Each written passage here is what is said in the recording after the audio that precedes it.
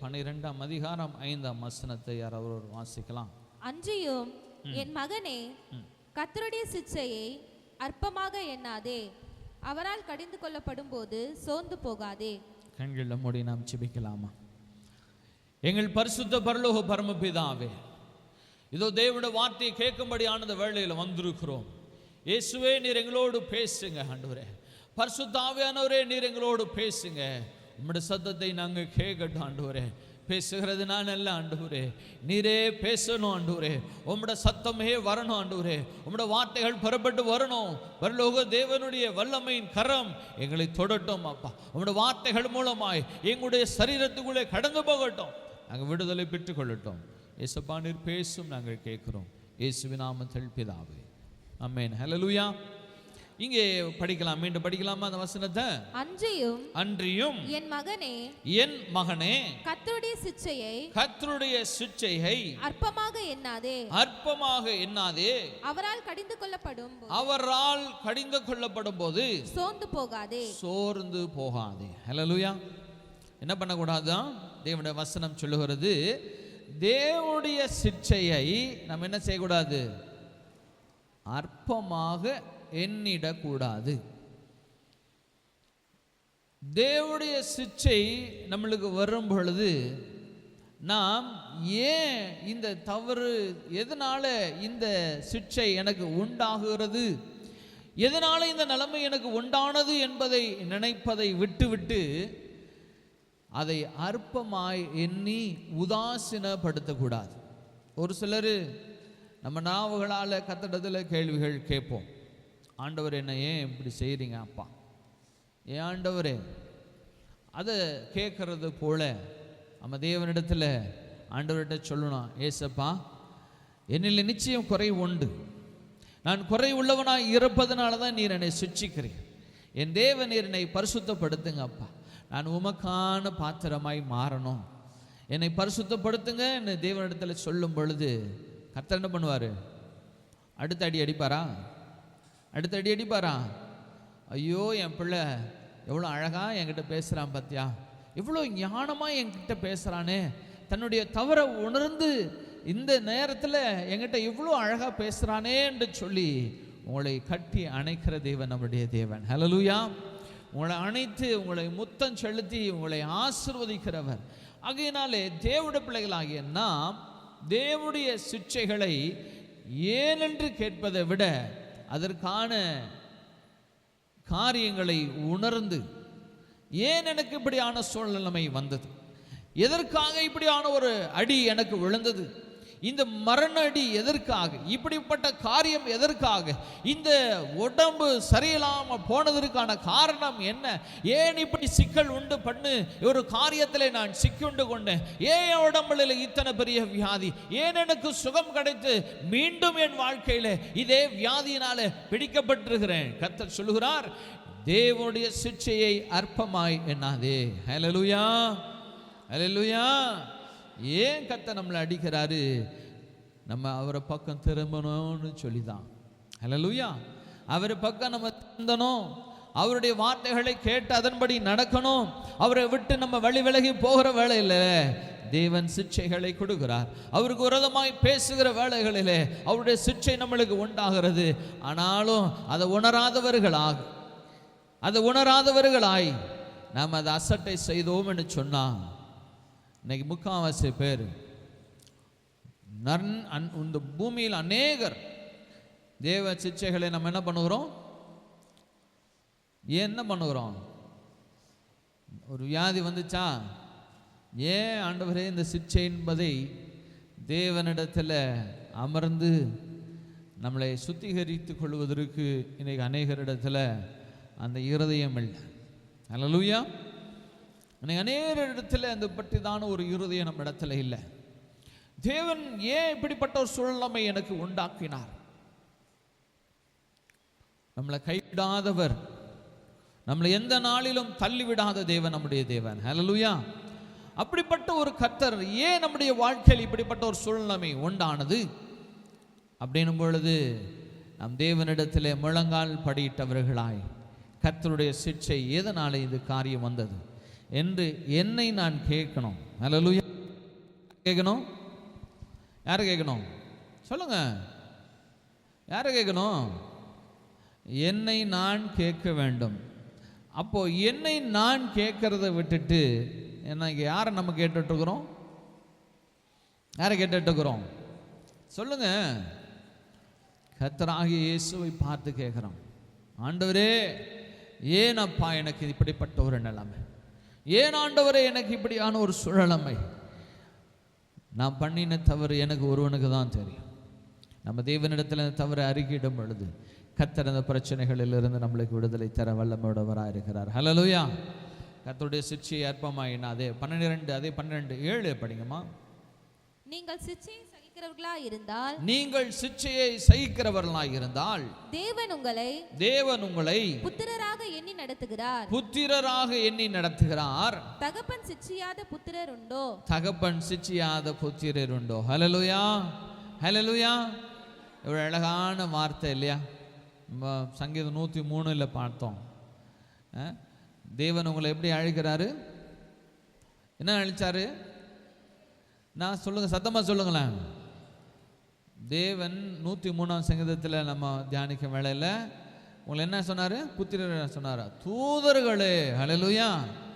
நீங்க தேவனுடைய தூதர்கள் என்று சொல்லுகிறார்.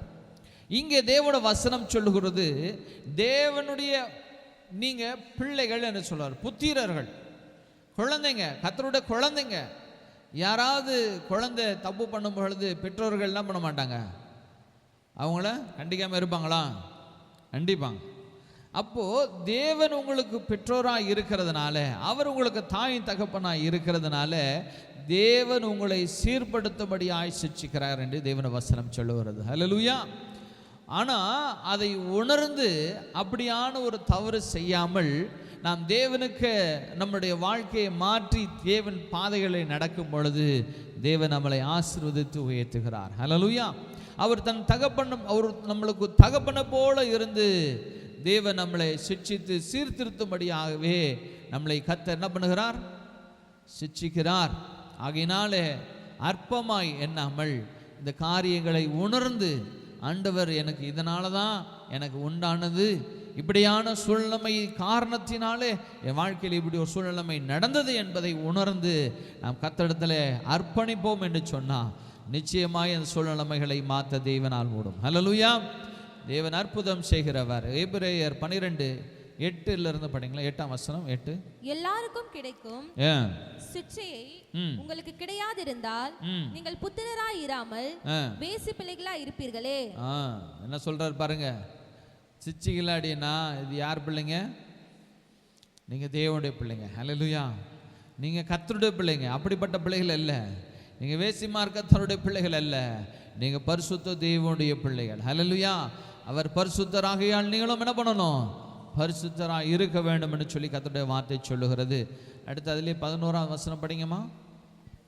எந்த சிட்சையையும் தற்காலத்தில் சந்தோஷமாய் காணாமல் துக்கமாய் காணும். ஆகிலும் பிற்காலத்தில் அதில் பழகினவர்களுக்கு அது நீதியாகிய சமாதான பலனை தரும். ஹல்லேலூயா.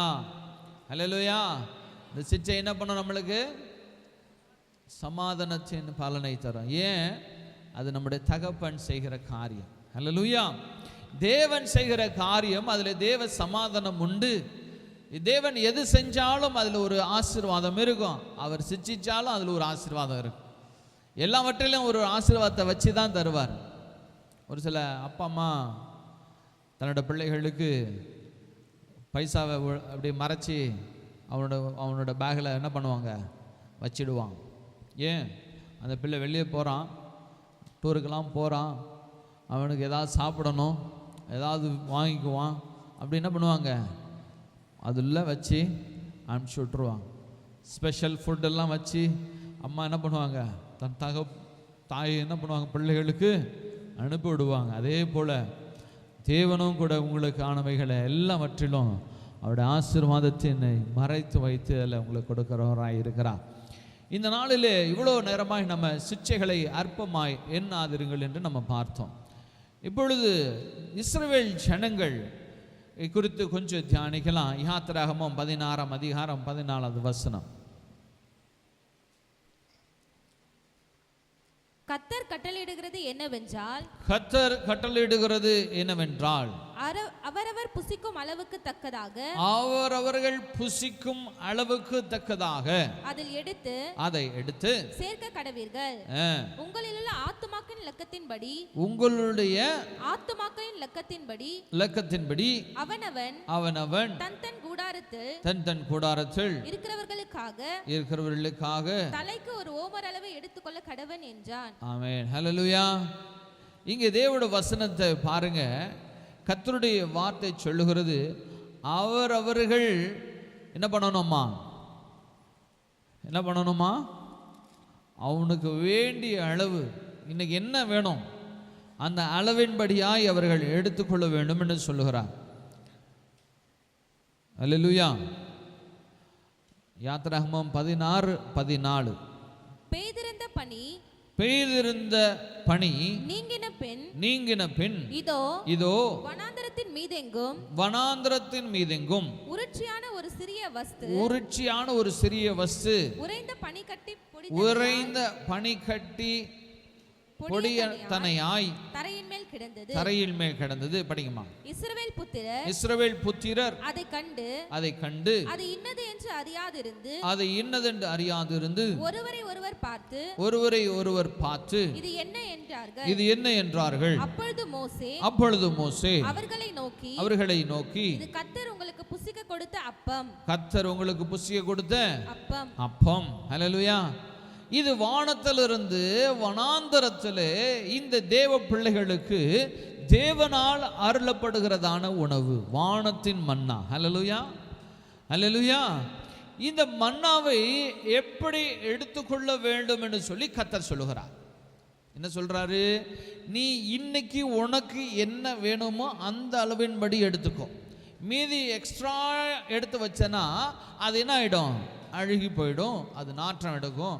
ஆகையினால உன்னுடைய அளவு எவ்வளவோ அதன்படியாய் செய்யணும் அப்படின்னு கர்த்தர் சொல்லுகிறார், மிக தெளிவாய் சொல்லுகிறார். ஆனால் தேவன் இந்த காரியத்தை அவரிடத்தை சொல்லும்போது மோசே எடுத்த சொல்றார், இவர்கள் இந்த நியாய பிரமாணத்தை செய்வார்களோ செய்ய மாட்டார்களோ என்றுதான காரியம் தேவன் காணும்படியாக இந்த வார்த்தைகளை இவரிடத்தில் சொல்லுகிறார். தேவனுடைய வார்த்தை நியாய பிரமாணம். அது தேவனுடைய வார்த்தையானது எப்பொழுதும் அது நம்மால காக்கப்பட வேண்டியதானது இவருடைய சத்தியமாக இருக்கிறது. ஹல்லேலூயா. அவர் ஒரு காரியத்தை சொல்லுவார் என்று சொன்னால் அதன்படியாய் நேர்த்தியாய் செய்ய வேண்டும். அதை விட்டு நம்ம மாறுதல் அடையும் பொழுது இவ்வளோதான் எடுத்துக்கொள்ளணும், எனக்கு சாப்பிட வேண்டிய அளவு, ஒருத்தர் இவ்வளோ சாப்பிடுவாங்க, ஒருத்தர் இவ்வளோ சாப்பிடுவாங்க, ஒருத்தர் இன்னும் கொஞ்சம் சாப்பிடுவாங்க. நீங்கள் எவ்வளோ சாப்பிடணுமோ அவ்வளோ சாப்பிட்டுக்கோங்க, இது லிமிட்டே கிடையாது. ஆனால் கர்த்தர் சொல்லுகிறார், நீ சேர்த்து வைக்கிற அளவுக்கு என்ன பண்ணக்கூடாது, எடுத்து வைக்கக்கூடாது. ஆனால் இவங்க என்ன பண்ணினாங்க? கர்த்தர் சொல்லுகிற வார்த்தையை மீறினவர்களாய் நடந்தாங்க. என்ன சொன்னாங்க, என்ன செஞ்சாங்க?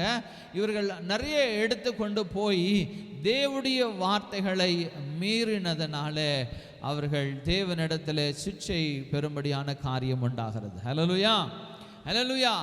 தேவனுடைய வார்த்தை நம்மளுக்கு என்ன சொல்லுகிறதோ அதன்படியாய் நாம் நேர்த்தியாய் நடப்போம் என்று சொன்னா அவர் நம்மளை காக்க வல்லமையுள்ளவராயிருக்கிறார். ஹல்லேலூயா, ஹல்லேலூயா. கர்த்தருடைய வார்த்தை சின்ன காரியம் தான், அந்த சின்ன காரியத்தை கூட என்ன பண்ண முடியல, நம்ம செய்ய முடியல. நீ அளவுக்கு மட்டும்தான் எடுக்கணும்னு சொல்றாரு. ஆனால் இவங்க என்ன பண்றாங்க, போய் அள்ளி கொண்டு வந்து அப்படியே குமிச்சு வச்சிடறாங்க. கர்த்தருடைய வார்த்தை எந்த வார்த்தையாக இருந்தாலும் அதை கேட்டு அப்படியே கீழ்ப்படிய வேண்டும். இப்படி இந்த இஸ்ரவேல் ஜனங்கள் தேவனுக்கு விரோதமான பாவம் செஞ்சாங்க. கர்த்தருடைய வார்த்தையை கேட்கலனா, அவருடைய வார்த்தைக்கு மீறின காரியங்கள் செய்யும் பொழுது, இல்லை அவருடைய வார்த்தைக்கு அசட்டை செய்யும் பொழுது அது சிக்ஷையிலே கொண்டு போய்விடும். ஹல்லேலூயா, ஹல்லேலூயா. அடுத்ததாய் சவுலை குறித்து நம்ம பார்ப்போம். 1 சாமுவேல் 16ஆம் அதிகாரம் 14வது வசனம். 1 சாமுவேல் 16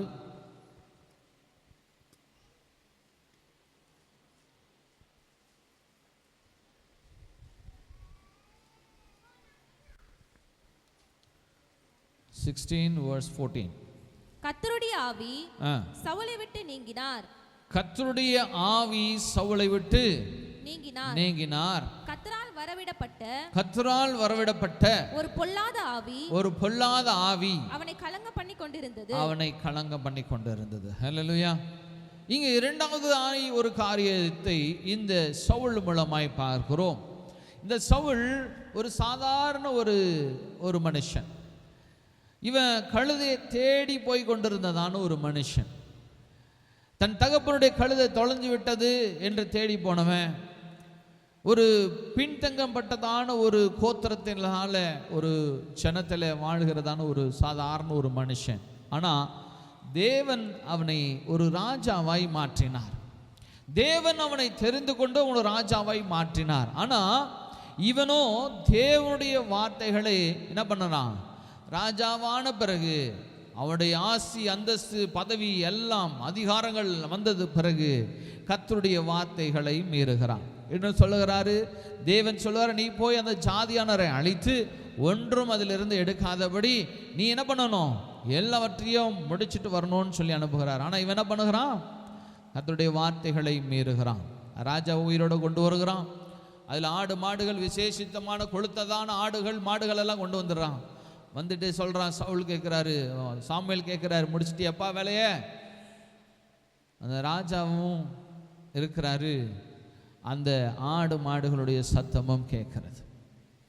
நான் தேவனுக்கு பலி செலுத்தும்படியாய் அதில் கொளுத்த ஆடுகள் முதல் தரமானவைகளை எடுத்து வந்திருக்கும். கர்த்தர் என்ன சொன்னார்? நீ எல்லாவற்றையும் சங்காரம் செய்ய வேண்டும் என்று கர்த்தருடைய வார்த்தை சொன்னது. ஆனால் இவர் தேவனுடைய வார்த்தைகளை மீறி செய்யும் பொழுது அது பாவமாய் மாறுகிறது. இதனுடைய பலன் என்ன கிடைக்குது? தேவன் சொல்லுகிறாரு, ஒரு முறை விடுறாரு, இரண்டாவது முறையும் பாவம் செய்கிறான். இப்படி செய்யும் பொழுது தேவனுக்கு கோபம் வருகிறது. என்ன பண்ணுகிறாரு தேவன்? அவன் மேலே இருக்கிற அந்த அபிஷேகம் அவனை விட்டு நீங்கி போகிறது. என் தேவனுடைய வார்த்தைகளுக்கு கீழ்ப்படியாமல் நாம் மீண்டும் தவறு செய்யும் பொழுது என் தேவனுடைய பரிசுத்த ஆவி நம்மளில் இருந்து விலகி போகிறது. அவர் விலகி போனதுமே என்ன வருது? அசுத்த ஆவி ஏவப்படுகிறது. ஹல்லேலூயா. தேவ பிள்ளையே, நான் தேவனுடைய வார்த்தைகளுக்கு கீழ்ப்படியலைனா, என் தேவனுடைய சிட்சைகளை நான் அசட்டை செய்கிறவனாக இருந்தேனா, நான் கர்த்தருடைய வார்த்தைகளை மீறுகிறவனாக இருப்பேனா, தேவன் என்னை சிட்சிக்கிறவராக இருப்பார். இந்த சவுலையும் தேவன் சிட்சிக்கிறார். ஒரு முறை தேவனிடத்தில் வந்து முழங்கால் படியிட்டு, ஆண்டவரே என்னை மன்னிப்பீராக, இப்படியான பாவத்தை நான் செய்துவிட்டேன், என்னை மீண்டும் இப்படிப்பட்ட பாவத்தை செய்யாதபடி என் தேவன் என்னை ரட்சியும் ஆண்டவரே என்று சொல்லி கர்த்தரிடத்தில் முழங்கால் படியிட்டு இருப்பான்னா இந்த காரியம் நடந்து வந்திருக்குமா சவுலுக்கு? இந்த காரியம் கர்த்தர் சவுலுக்கு கட்டளையிட்டு இருப்பாரா? திரும்ப படிக்குமா அதுல 16-14. கர்த்தருடைய ஆவி சவுலை விட்டு நீங்கினார். கர்த்தரால் வரவிடப்பட்ட ஒரு பொல்லாத ஆவி அவனை கலங்க பண்ணி கொண்டிருந்தது. என்ன நடந்துச்சு? பொல்லாத ஆவி வந்துருச்சு. இன்னைக்கு தேவ பிள்ளைகள் அநேகர் இடத்துல பரிசுத்த ஆவி பெற்றவங்க, தேவனுடைய சாட்சி கூறுகிற பிள்ளைகள் இடத்துல ஜெபிக்க வேளையில வருது ஒரு ஆவி. என்ன ஆவி வருது? அசுத்த ஆவி வருது. எப்படி அசுத்த ஆவி வருது? உன்னில இருக்கிற பரிசுத்த ஆவியானவர் ஒன்று விட்டு நீங்கி பொழுது உன் மேல அசுத்த ஆவி ஏவப்படுகிறது. தேவ பிள்ளையே, நீ சிட்சையை சாதாரணமாய் எண்ணாதே. நீ என்னன்னா, நீ கர்த்தருக்கு விரோதமான பாவம் செய்வது மாத்திரம் அல்ல, என் தேவனுடைய அபிஷேகம் உன்னை விட்டு நீக்கப்படும். ஹல்லேலூயா. என் தேவனுடைய அபிஷேகம் உன்னை விட்டு நீங்கப்படும். என் தேவனுடைய அபிஷேகம் உன்னை விட்டு நீக்கப்படும் பொழுது உன்னை அசுத்த ஆவி ஆட்கொள்ளுகிறதான காரியம் உண்டாய். அந்த அசுத்த ஆவி உன்னை ஆட்கொள்வானா உன்னை எங்க வேணா அவன் இழுத்துட்டு போவான். நீ தேவனுக்கு பிரியமில்லாத காரியங்களை செய்ய வைப்பான். உன்னுடைய சிநேகம் துன்மார்க்கர் மத்தியிலே கடந்து போகும். உன்னுடைய காரியங்கள் விக்கிர ஆராதனைக்குள்ளே கடந்து போகும். என் தேவனுக்கு பிரியமில்லாத இடத்திற்கு உன்னை தேவனுடைய பிள்ளைகள் என்று சொல்லாத இந்த விக்கிர ஆராதனைக்காரர்கள் உன்னை பாவத்தில் இழுத்துட்டு போய் தள்ளி என் தேவனுக்கு விரோதமான காரியத்தில் உன்னை ஈடுபட செய்வாங்க.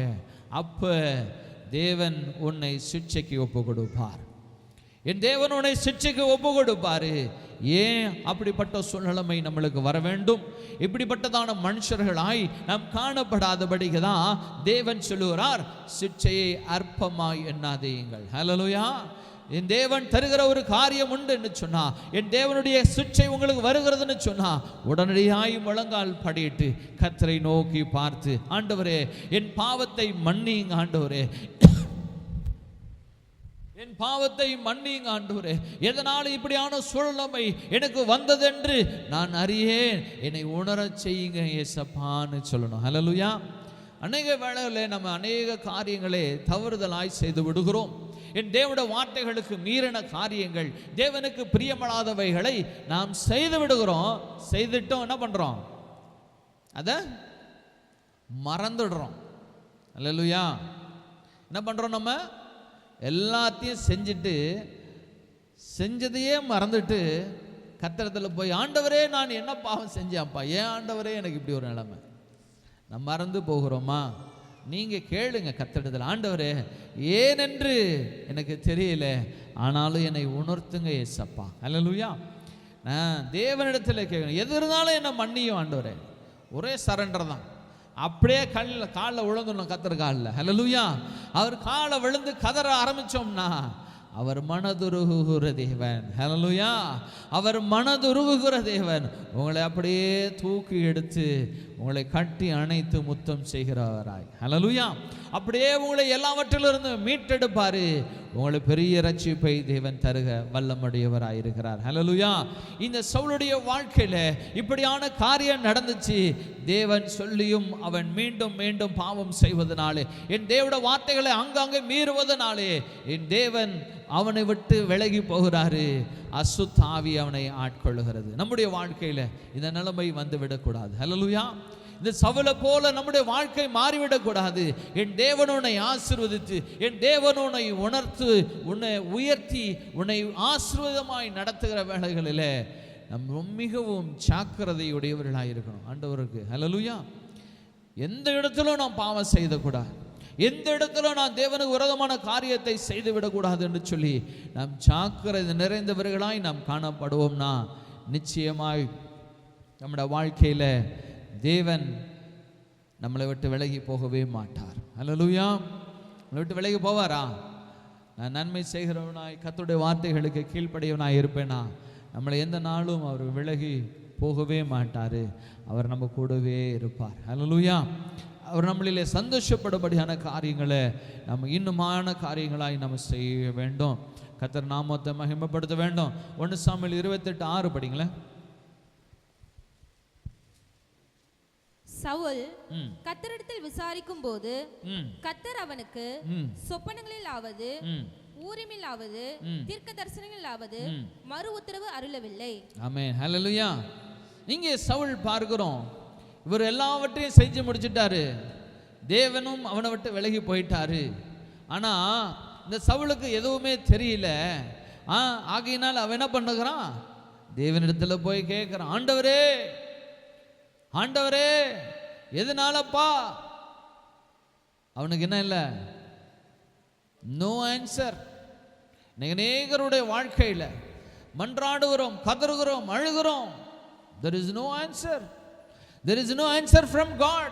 தேவனிடத்திலிருந்து நம்மளுக்கு பதில் இல்லை. காரணம் ஒரே ஒரு காரணம் தான், என் தேவனுடைய வார்த்தைகளுக்கு கீழ்ப்படியாததுனால. ஹல்லேலூயா. என் தேவனுடைய வார்த்தைகளுக்கு கீழ்ப்படியாம, அவருடைய வார்த்தைகளின்படி நடவாமல், அவருடைய சொல்லுகளுக்கு கீழ்ப்படியாம, அவருடைய வார்த்தைகளை எல்லாம் மீறி செய்வதனால என்னோட வாழ்க்கையில் என்னங்குது? தேவனிடத்தில் ஜெபிக்கும் பொழுது பதில் வர மாட்டேங்குது. அநேக வருஷங்களாய் ஜெபிக்கிறேன், ஐயா எனக்கு இதற்கான பதில் வரல. ஏன் வரல? என் தேவனோட ஜெபத்தை கேட்கவில்லை. ஏன் கேட்கவில்லை? என் தேவனுக்கு கீழ்ப்படியல. என் தேவனுக்கு நான் கீழ்ப்படியல. அவருடைய வார்த்தைகளை நான் மீறினேன். எதில் மீறணும்? அது தேவனுக்கும் உங்களுக்கும் தான் தெரியும். தேவனுக்கும் எனக்கும் தான் தெரியும் இந்த உறவில் எனக்கும் கர்த்தருக்கும் பிளவு உண்டாகும்படியாய் நான் எந்த இடத்துல நடந்தேன், நான் என்ன செய்தேன் என்பதை தேவன் அறிந்திருக்கிறார். அப்போ நான் தேவனிடத்துல சொல்ல வேண்டியது, ஆண்டவரே என்ன பாவம் இருந்தாலும் என் தேவன் என்னை உணர்த்துங்கப்பா. எந்த வார்த்தைகளை நான் தேவனுக்கு விரோதமாய் செய்திருந்தாலும் என் தேவன் என்னை மன்னியும் ஆண்டவரே. நம்முடைய ஜெபம் கேட்கப்படும். ஹல்லேலூயா. நம்முடைய ஜெபம் கேட்கப்படும். மன்னிப்பு என்றதான ஒரு வார்த்தை தேவனுக்கு நாம் சொல்லுவோம்னு சொன்னா அது எவ்வளோ பெரிய பாவமாக இருந்தாலும் கர்த்தர் அதை மன்னிப்பார். ஹல்லேலூயா. எவ்வளோ பெரிய பாவமாக இருந்தாலும், அது கொலை பாதகத்தின் பாவமாக இருந்தாலும் கூட கர்த்தர் அதை மன்னிக்க வல்லமுடையவராக இருக்கிறார். ஹல்லேலூயா, ஹல்லேலூயா. அப்ப நம்முடைய ஜெபம் கேட்கப்படலைன்னா நம்ம இடத்துல என்ன இருக்குது? என்ன இருக்குது? சத்தமா சொல்லுங்க. நம்ம இடத்துல குறை உண்டு. தூங்குறவங்க எல்லாம் ஒரு பெரிய அல்லேலூயா சொல்லாமா? தூங்குறவங்க அயர்ந்த நித்திரையில் அல்லேலூயா. பக்கத்தில் யாராவது தூங்குனாங்கன்னா தட்டி ஸ்தோத்திரம் பிரதர்ன்னு சொல்லுங்க. அல்லேலூயா. யாராவது தூக்கம் வருதா? தூக்கம் வரதா? தூங்குறவங்கக்கிட்ட பக்கத்தில் யாராவது தூங்குனாங்கன்னா தட்டி அவங்கள என்ன சொல்லுங்க? ஸ்தோத்திரம் பிரதர்ன்னு சொல்லுங்க. யாரும் இங்கே தூங்கக்கூடாது. அசதியாயிராமல் ஜாக்கிரதையுடையவர்களாய் கர்த்தருடைய வார்த்தைகளை கேளுங்க. பிசாசு நம்மளை அசதி கொண்டு வருவான். கர்த்தருடைய வார்த்தையை நம்மளோட காதுக்குள்ளே போகாதபடி, ஏன் அந்த வார்த்தை இவங்களுக்கு சுகம் கொடுத்துரும், இந்த வார்த்தை இவர்கள் தேவனிடத்தில் திருப்பி விடும்னு சொல்லி பிசாசு என்ன பண்ணுவான்? அப்படியே டயர்டை கொண்டு வந்து அப்படியே ஆன வாயை பழக்க வச்சு தூங்க வச்சிருவோம். தேவ பிள்ளையே, தேவனோட ஆலயத்துக்கு வரும் பொழுது அசதியாக இராமல் ஜாக்கிரதையாக இருந்து கர்த்தருடைய வார்த்தைகளை கேட்பீங்கன்னா இது தேவனோட வார்த்தை நிச்சயமாக எங்களோட வாழ்க்கையை உயிர்ப்பிக்கும். ஹல்லேலூயா. இது தேவனோட வார்த்தை. இந்த தேவனோட வார்த்தை உங்களோட வாழ்க்கையில் உயிர்ப்பிக்கும். இந்த சவுளை போல நம்ம இருக்கக்கூடாது. தேவனுக்கு விரோதமாக எந்த காரியத்தை செய்து விடக்கூடாது. என் தேவனே என்னை ஆசீர்வதிக்கிறார், என் தேவனே என்னை உயர்த்துகிறார், இம்மட்டும் வந்த தேவன் அவருடைய கிருபை என்னை தாங்கி நடத்தினது, ஆகையினாலே நான் தேவனுக்கு உகந்த பாத்திரமாய் எப்பொழுதும் காணப்படுவேன் என்று சொல்லுகிறதான தேவனுடைய பிள்ளைகளாக இருக்கணும். ஹல்லேலூயா. அடுத்ததான இன்னொரு காரியத்தை நம்ம பார்க்கலாம். தாவீதை குறித்து இந்த நாளிலேயும் கவனிக்கலாம். 2 சாமுவேல் 11ஆம் அதிகாரம்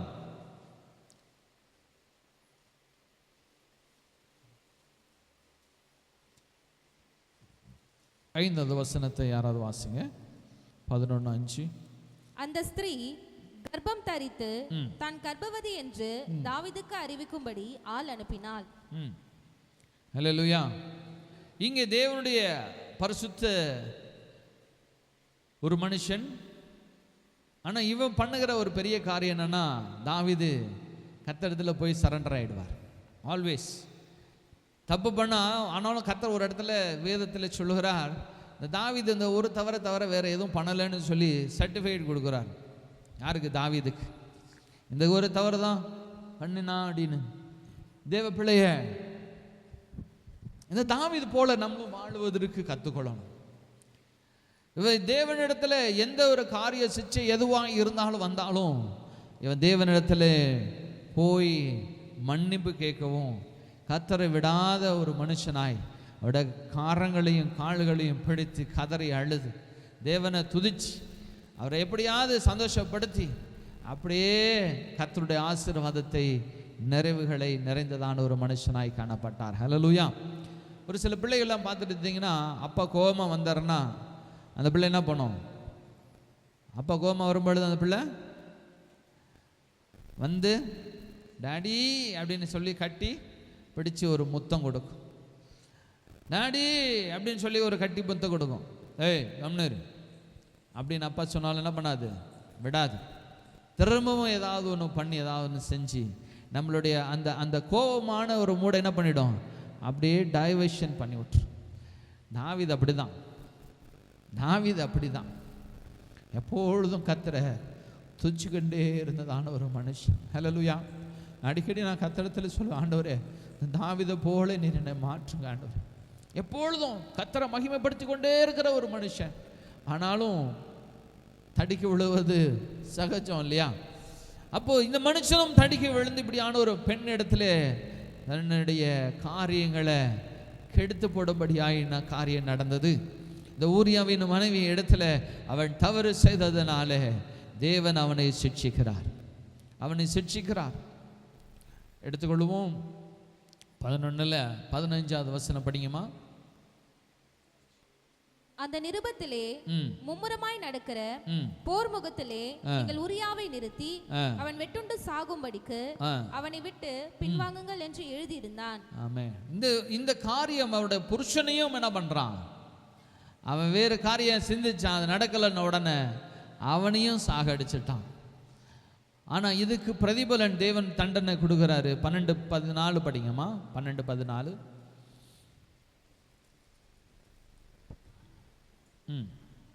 ஆனாலும் இந்த காரியத்தினாலே கர்த்தருடைய சத்துருக்கள் தூஷிக்க நீ காரணமாய் இருந்தபடியினால் உனக்கு பிறந்த பிள்ளை நிச்சயமாய் சாகும் என்று சொல்லி நாத்தான் தன் வீட்டுக்கு போய்விட்டான். தேவனுடைய தீர்க்கதரிசி அனுப்பிச்சிட்டாரு. நீ கடந்து போய் இந்த காரியத்தை இடத்துல சொல்லு. ஒரு சிலருக்கு தேவனுடைய வார்த்தை கடந்து வருகிறது, சொல்றாரு. ஒரு சிலருக்கு தேவன் வார்த்தை சொல்லி கேட்கலனா அவர் அவர்களை விட்டு கடந்து போகிறவராயிருக்கிறார். ஒரு முறை சொல்லுவார், 2 முறை சொல்லுவார். தேவனுடைய வார்த்தைக்கு கீழ்ப்படியல, அது பாவம் என்று உணரல, அப்படியே தான் நான் செய்து கொண்டு இருக்கிறவனா இருப்பேன் என்று சொன்னா தேவன் ஒன்றும் செய்ய மாட்டாரு. அவர் உன்னை விட்டு விலகி போய் விடுவார். இங்கே தேவன் சொல்லுகிறார், நாத்தானை அனுப்புகிறாரு, கடந்து போய் இப்படி வார்த்தைகளை சொல்லுன்னு சொல்லுகிறாரு. அதே போல நாத்தான் போய் கடந்து போய் சொல்லுகிறாரு, உன் பிள்ளை மறிக்கும்னாரு. அவரோட பிள்ளை மறித்தது. காரணம் இவரோட செய்த பாவம், இவன் செய்த அக்கிரமம். எல்லாவற்றுக்கும் ஒரு காரணம் உண்டு, எல்லா காரியத்துக்கும் ஒரு காரியம் உண்டு. சிட்சைக்கப்படும் போல இருக்குது. நான் தேவனை நோக்கி பார்க்கணும், ஆண்டவரே என் பாவங்களை மன்னிப்பீராகன்னு சொல்லணும். அல்லேலூயா. தேவனுடைய சிட்சைகளை நம்ம அற்பமாய் எண்ணாதபடி கர்த்தரிடத்தில் நம்ம அறிக்கையிட்டு நம்மளை தாழ்த்தி அவருடைய கரத்தில் ஒப்பு கொடுப்போமேன்னு சொன்னால் நிச்சயமாய் கர்த்தர் நம்முடைய வாழ்க்கையில் நம்முடைய பாவங்களை நீக்கி நம்மளை பரிசுத்தப்படுத்தி அவருடைய பிள்ளைகளாய் நித்தம் காணப்படும்படியாய் அவர் கிருபை செய்ய அவர் வல்லமுள்ளவராயிருக்கிறார். அல்லேலூயா.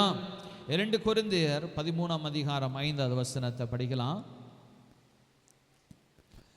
2 கொரிந்தியர் 13:5. நீங்கள் விசுவாசம் உள்ளவர்களாவென்று உங்களை நீங்களே சோதித்து அறியுங்கள். நீங்கள் விசுவாசம் உள்ளவர்களோ என்று உங்களை நீங்களே சோதித்து அறியுங்கள். 2 கொரிந்தியர் 13:5 வசனம் படிங்கம்மா. உங்களை நீங்களே சோதித்து அறியுங்கள், உங்களை நீங்களே பரிசோதித்து பாருங்கள். இயேசு கிறிஸ்து உங்களுக்குள் இருக்கிறார் என்று உங்களை நீங்களே அறியீர்களா?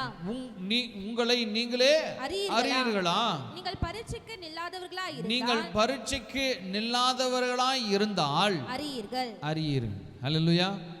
புரியுதா அந்த வசனம்? தேவனுடைய டெஸ்ட்டில் நம்ம ஃபெயில் ஆயிட்டோம் அப்படின்னா அவருடைய சிச்சையையும் அவருடைய காரியங்களையும் உணராது இருக்கிறதான பிள்ளைகளாக இருந்தோம்னா நான் கர்த்தராகிய இயேசு கிறிஸ்துவுக்குள் இல்லை என்பது அர்த்தம். இல்லை, நான் கர்த்தருக்குள்ளே என்னுடைய ஜீவியம் இல்லை, நான் கர்த்தருக்குள்ளே நான் வாழவில்லை என்பதை இந்த வசனம் மிகவும் அழகாய் சொல்லுகிறது. படிங்கம்மா அதே வசனம் திரும்பவும்.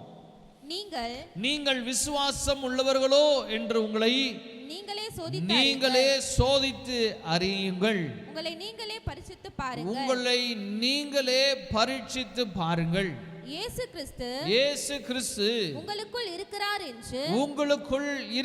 என்று உங்களை நீங்களே அறியீர்களா? உங்களுக்கே தெரியலையா? நீங்களே உங்களை சோதித்து பாருங்க. இதை நம்ம என்னைக்குமே பண்றதே கிடையாது. இன்னைக்கு அது பண்றோமா? அக்கிரமத்தை அநியாயத்தையும் செஞ்சுட்டு நம்ம பண்றோம், பரிசுத்தத்தை போல பரிசுத்தவான போல நம்ம முழங்கால் படிட்டு ஆண்டவரேன்னு சொல்லி கூப்பிடுவோம். ஒரு சில பிள்ளை தப்பு பண்ணிட்டு அப்பா கிட்ட வந்து போது என்ன பண்ணுவாங்க? அப்பா ஹே போ, என் மூஞ்சியிலே முழிக்காத. என்ன பண்ணுவார்? நம்ம அப்பாவும் அப்படி தான் சொல்லுவார், நம்முடைய அப்பாவும் அது மாதிரி தான் சொல்லுவார். தவறு பண்ணிட்டு வந்து எங்கிட்ட இந்த நிற்கிறியா? சவுல் அப்படி தான் போய் நின்னான். போய் கேட்குறான், பதில் இல்லை. நம்மளை சோதித்து அறியணும். என் தேவனாகிய கர்த்தர் எனக்குள்ள இருக்கிறாரா, இன்னமும் நான் பரிசுத்தத்தோடு காணப்படுகிறதான பிள்ளையா இருக்கிறேனா, நான் தவறு செய்துவிட்டு நான் எதுவும் செய்யாதவனை போல நான் கர்த்தரிடத்தில் காணப்படுகிறேன். சவுல் போய் அப்படிதான் செய்கிறார். சாமுவேல் தீர்க்கதரிசி வருகிறார். அவர் நல்ல ஒரு பொருள் ஆண்டவர் சொன்னது எல்லாவற்றையும் செய்து முடித்துட்டேன். அப்போ சாமுவேல் கேட்குறாரு, அப்படின்னா இந்த ஆடு சத்தம் எங்கேருந்து வருது, இந்த மாட்டு சத்தம் எங்கேருந்து வருதுன்னு சாமுவேல் தீர்க்கதரிசி கேட்கிறார். கேட்கும் பொழுது என்ன சொல்றாரு, அது தேவன், உம்முடைய தேவனுக்கு. யாரோட தேவனா? உம்முடைய தேவன். யாருப்பா? கர்த்தர் அந்த தேவன். உன்னை உயர்த்தின தேவன், உன்னை ஆசீர்வதித்த தேவன், உன்னை ராஜாவாக்கின தேவன். ஆனா இங்க சொல்றார் சாமுவேல் கிட்ட, உம்முடைய தேவனுக்கு நான் பலி செலுத்துவதற்கு பிரதானமானது உச்சிதமானதை எடுத்துட்டு வந்திருக்கிறேன். கர்த்தர் அதையா விரும்பினார்? கீழ்ப்படிதலை விட பலி முக்கியமான கர்த்தர் கேட்கிறார். ஹல்லேலூயா. கீழ்ப்படியதை விட நம்ம என்ன பலி செலுத்தினாலும் அது பிரயோஜனம் இல்லை. தேவனுடைய வார்த்தைகளுக்கு கீழ்ப்படிந்து நீங்கள் பலிகளை செலுத்துவீங்கன்னா அது தேவன் அதை அங்கீகரித்துக் கொள்வார். நம்ம தேவ பிள்ளைகளாகிய நம்ம கர்த்தரிடத்தில் நாம் சோதித்து அறிகிறதான கிறிஸ்தவர்களாக இருக்கணும். ஹல்லேலூயா. சோதித்து அறிகிறதான கிறிஸ்தவர்களாக இருக்கணும். அநேகர் இடத்துல சில நேரத்தில் செபிக்க வருவாங்க, சொல்லுவாங்க அநேக காரியங்களில் ரொம்ப ரொம்ப ரொம்ப கஷ்டமாக இருக்கும். ஒருத்தர் பற்றி ஒரு காரியங்களை நான் கேட்கும் பொழுது அது மிகவும் வேதனையுடையதாக இருக்கும். சாதாரண ஒரு ஊழியக்காரன், இந்த சாதாரண ஊழியக்காரனுக்கு இவ்வளோ இருதயம் நொறுக்கப்படுதுன்னா, உங்களை படைத்த, உங்களை ஆசீர்வதித்த, உங்களை உயர்த்தின தேவனுக்கு எத்தனை மனவேதனை உண்டாகும் கொஞ்சம் யோசிச்சு பாருங்களேன். எத்தனை மனவேதனை உண்டாகும். நம்ம எப்படி தேவனை மகிமைப்படுத்தணும், நாம் எப்படி தேவனை கத்திருக்கென்று நாம் வாழுகிறதான ஜனமாக இருக்கணும். என் தேவன் இவ்வளோ அற்புதங்களை செய்தாரே, என்னை தேவன் இப்படி ஆசீர்வதித்து உயர்த்திருக்கிறாரே, நான் எதிர்பார்க்காத காரியங்கள் எல்லாம் என் வாழ்க்கையில் நடந்திருக்குதே. யார் செஞ்சது? நம்முடைய தேவன் ஒருவரே செய்கிறவராயிருக்கிறார். ஹல்லேலூயா. அப்போ நம்ம தேவனிடத்தில் எப்பொழுதும் கர்த்தருடைய வார்த்தைகளுக்கு கீழ்ப்படிஞ்சு நடக்கிறதுக்கு நம் தேவனிடத்தில் நம்மளை ஒப்பு கொடுக்கணும். சங்கீதம் 139 சங்கீதத்தை எடுத்துக்கொள்ளலாம். 139.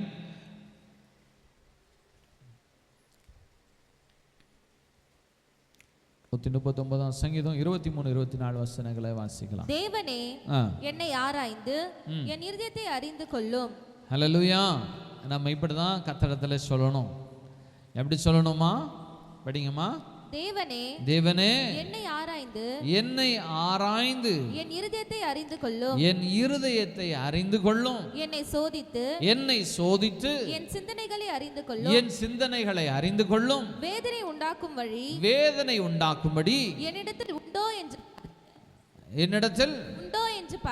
உண்டோ என்று பார்த்து நித்திய வழியிலே என்னை நடத்தும். ஹல்லேலூயா. இப்படிதான் நம்ம தேவனிடத்தில் கேட்கணும். நம்ம எப்படி கேட்கிறவர்களா இருக்கிறோம் கர்த்தரிடத்தில்? அவர் ஆராயணுன்றதுக்கு நம்ம ஒப்பு கொடுக்கறதே கிடையாது. ஒப்பு கொடுக்காததுனால நம் உணர்வடைவதும் இல்லை. மீண்டும் மீண்டும் அக்கிரமம் செய்கிறோம், மீண்டும் மீண்டும் தேவனுக்கு விரோதமான காரியம் செய்கிறோம். ஏன்? என் தேவனிடத்தில் ஒப்பு கொடுக்கணும். ஆண்டவரே, நீர் என்னை ஆராய்ந்து நான் உணர்வடையும்படி செய்யும். தாவீது இப்படி தான் ஒப்பு கொடுக்கிறாரு. ஆகையினால தான் தாவீது எல்லாவற்றிலும் தேவனிடத்தில் மனம் கசந்து அழுது துதிச்சு கர்த்தரை என்ன பண்ணுறாரு? சந்தோஷப்படுத்துகிறவராக இருக்கிறார். ஹல்லேலூயா. நாமும் கூட இந்த மாதிரியான வார்த்தைகளை கர்த்தரிடத்தில் சொல்லி நம்மளை அலசி ஆராய்கிறதான மனுஷர்களாயிரணும். நம்மளால உணர முடியாது, நானா கர்த்தர் உணர்த்துவார். தேவன் நம்மளை உணர்த்துகிறவராக இருக்கிறார். அப்போ நம்ம தேவனிடத்தில் இப்படியான வார்த்தைகளை சொல்லி, தேவனே என்னை ஆராய்ந்து என் இருதயத்தை அறிந்து கொள்ளும் ஆண்டவரே. அவர் அறிந்து கொள்ளணும். என்னை சோதித்து என் சிந்தனைகளை அறிந்து கொள்ளும் ஆண்டவரே. அடுத்தது, வேதனை உண்டாக்கும் வழி என்னிடத்தில் உண்டோ என்று பார்த்து நித்திய வழியிலே என்னை நடத்தும். யார் இன்னைக்கு சொல்லுகிறோம் இப்படியான வார்த்தை கர்த்தரை பார்த்து?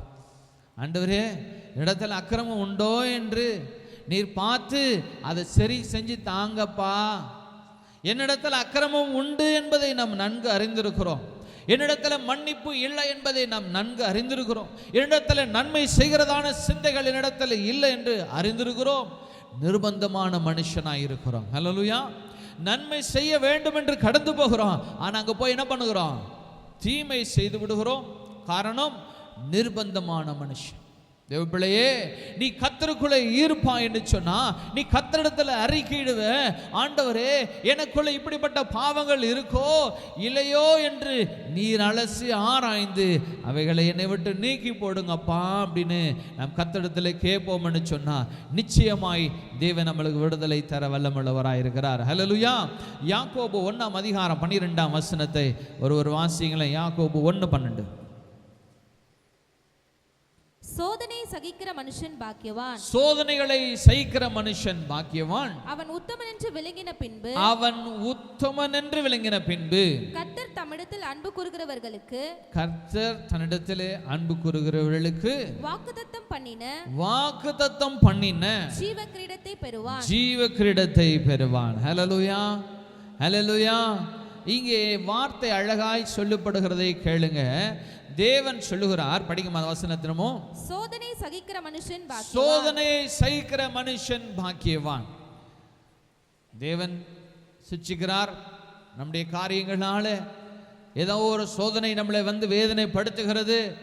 அந்த வேளையில நான் தேவனிடத்தில் இருந்து முரட்டத்தனமா நான் கர்த்தரை விட்டு ஓடுவேன், நான் இனிமேல் சர்ச்சைக்கு வரமாட்டேன், என்னை தேவன் அடிச்சிட்டார், என்னை இதை செஞ்சிட்டார், நான் இதை விட்டு நான் போயிடுவேன், இனிமேல் ஆலயத்துக்கு வரமாட்டேன், இனிமேல் நான் கர்த்தரை துதிக்க மாட்டேன், ஜெபிக்க மாட்டேன், வேதம் வாசிக்க மாட்டேன், இப்படி சொன்னா யாருக்கு லாபம்? யாருக்கு லாபம்? தேவப்பிள்ளையே, நீங்க தேவனிடத்திலே ஒப்பு கொடுக்கணும், கர்த்தரிடத்தில் ஒப்பு கொடுக்கணும்.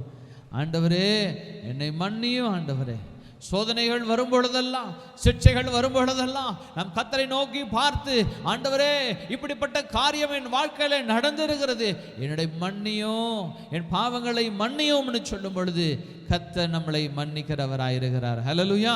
படிங்கம்மா வசனத்தை. அவன் உத்தமன் என்று விளங்கின பின்பு, அவன் உத்தமன் என்று விளங்கின பின்பு, கர்த்தர் டெஸ்டுக்கு அப்புறமா ஆன்சர் வரும். டெஸ்டுக்கு அப்புறமா ஆன்சர் வரும். எவ்வளவு மார்க்கு? அந்த மார்க்கில் பாஸ் ஆனா என்ன வரும்? நம்மளுக்கு ஜெயம் வரும், ஆசீர்வாதம் வரும், கர்த்தரோட உறவு நீடிக்கும். ஹல்லேலூயா, ஹல்லேலூயா. நாம் உத்தமன் என்று அறிந்த பிறகு தேவன் என்ன பண்ணுகிறார்?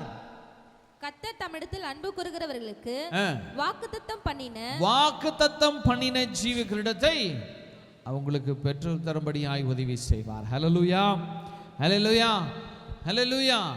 நம் தேவ பிள்ளைங்க சோதிக்கப்படும் வேளையில், சிட்சிக்கப்படும் வேளையில் நாம் தேவனை நோக்கி பார்க்கணும், ஆண்டவர் இடத்துல கேட்கணும், ஆண்டவரே இடத்துல குறைவுண்டா என்பதை நீர் அலசி ஆராய்ந்து என்னை சீர்படுத்துங்கப்பா, உம்மோட கரத்தில் ஒப்பு கொடுக்குறேன். சங்கீதம் 139ஆம் வசனத்தில் அதிகாரத்தில் 23, 24 வசனத்தில் போல நான் கர்த்தரிடத்தில் சொல்லணும், ஆண்டவரே என்னை அலசி ஆராய்ந்து நீர் என்னை சீர்படுத்துங்கப்பா, நான் உம்முடைய பிள்ளை ஆண்டவரே, நீர் என்னை அடிச்சிட்டேனா, நீர் என்னை தள்ளி விட்டீரனா, நான் எங்கே போவேன் ஆண்டவரே? நீர் தான் ஆண்டவரே, எனக்கு நான் உண்மைதான் ஆண்டவரே நம்பி வந்துடுகிறேன், நீர் தான் எனக்கு எல்லாமே ஏசப்பா, என்னை கைவிட்டுடாதீங்க, என்னை கரம் பிடிச்சு நடத்துங்க அப்பா, உங்களோட வருகை மட்டும் என்னை நடத்துங்க ஆண்டவரே, உங்களோட நாள் மட்டும் என்னை பரிசுத்த பாதைகளில் என் தேவனீர் என்னை நடத்துங்கப்பா அப்படின்னு சொல்லி இந்த வேளையிலும் கூட நம்ம அப்படி முழங்கால் பாடிட்டு கர்த்தரிடத்தில் ஒப்பு கொடுக்கலாமா? ஹல்லேலூயா, ஹல்லேலூயா, ஸ்தோத்திரம். Thank you Jesus. ஹல்லேலூயா.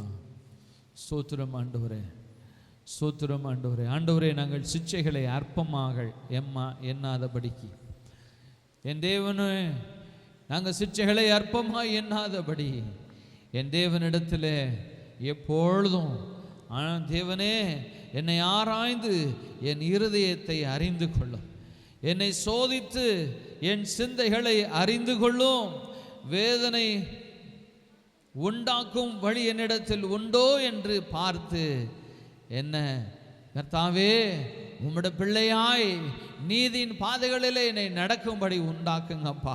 என்னை சீர் செய்யுங்கப்பா. வேதனை உண்டாக்கும் வழி என்னிடத்திலே உண்டோ என்று என் தேவனே நீர் அவைகளை அலசி ஆராய்ந்து அப்படிப்பட்ட தீமைகளை எங்களை விட்டு நீக்கி போடுங்க ஏசப்பா.